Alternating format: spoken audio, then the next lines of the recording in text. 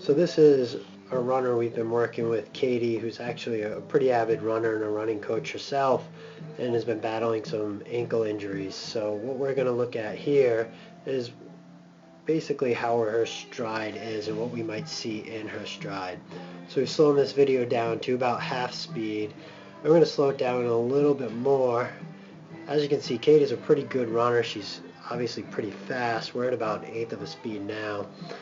The one thing we notice when we look at the stride is there's a little bit of overstriding and a lack of recruitment of the hip flexors. And what we mean by that is, we're going to pause this for a second, and we're going to get that left foot. So we'll start in the stance phase here. So here's impact, which Katie does a really good job of kind of landing on forefoot here with her forefoot under her body, with a good amount of knee flexion, like an appropriate amount where we're going to get some good shock absorbance. So if we draw a line here and then from the hip to knee to ankle, that's a pretty good angle right there, so that looks good. If we draw our straight line down to look at posture, if we go from ear to ankle, we're hitting all those key landmarks pretty much that we want to see, where ears pretty much in line with the shoulders, in line with the hip, in line with the ankle. So a really good job here.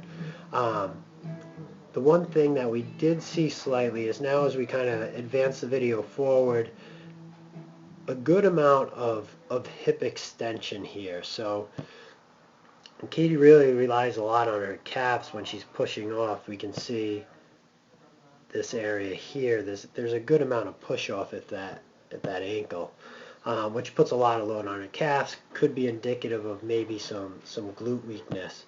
When we look at the angle between the hips here, it's a pretty big angle and can create a lot of shearing through the hips. And I think a little of that is because there's such a reliance on the calf muscles instead of the hip extensors. We extend that angle a little bit more than we might need to.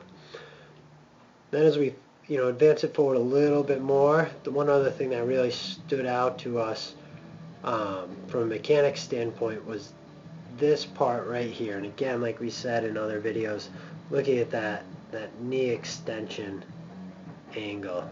So we have a lot of knee extension there, and here roughly about 158 degrees.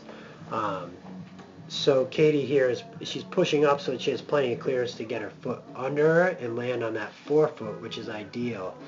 I think in this case what we'd want to see is, clear that out of there, our knee angle at this point